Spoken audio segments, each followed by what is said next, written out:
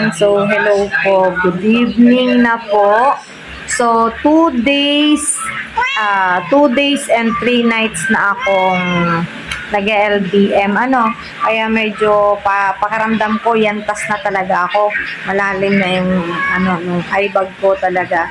So ngayon, nagpunta ako ng bayan. Nagtanong-tanong ako kung ano yung pwede. Tapos umaatake pa nga yung ulcer ko. Tapos meron ka pa na ang lakas-lakas pa. Kaya ang hirap. Kaya kanina ay pakiramdam ko yung kaninang madaling araw. Kasi lalo na pag watery ay medyo nakakababa ng potassium. So kaya kung nagpunta ako kanina sa Carlos, pa ako.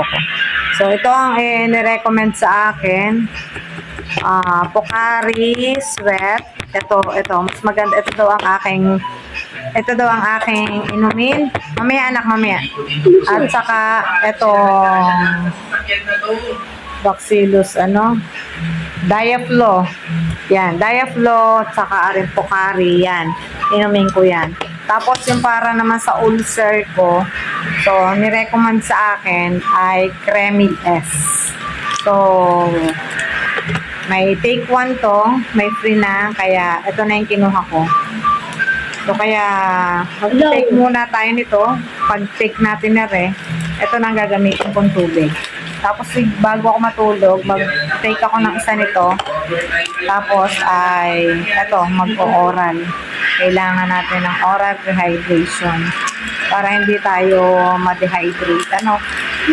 Kaya gelatin na yan. Ayan, tapos sabi sa akin, advice sa akin, magluto daw ako ng gelatin. So tamang-tama, may gelatin naman dito sa amin. Kaya nagluto na ako ng gelatin. Nagpaluto ako kay Nini ng gelatin. So wag daw lalagyan ng gatas. Kasi bawal daw muna ang kahit anong gatas or basta wag na daw muna. So unahin ko muna ang uminom ng Cremil S. To tubig talaga to, ibang tubig. Pwede uminom yan. Pwede ako uminom yan. Atin nga muna nito ang tubig ko. Pero kung gusto mong tikman mo. Sa isang sneaker store, nakatulog yung cashier habang nagbabantay. So ito muna ang advice sa akin na siyang iinumin ko. So parang medyo may lasa-lasa siya, manamis na Yes naman. May anak.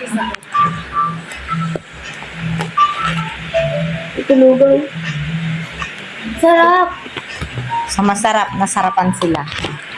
So ito yung So ito yung in-advise sa akin na inumin ko. So ang halaga nito ay Pocari.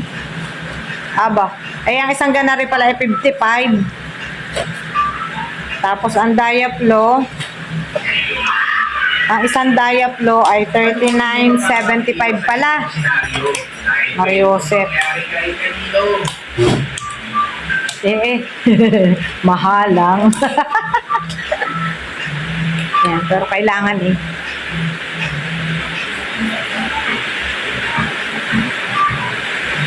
Thank you. Bye.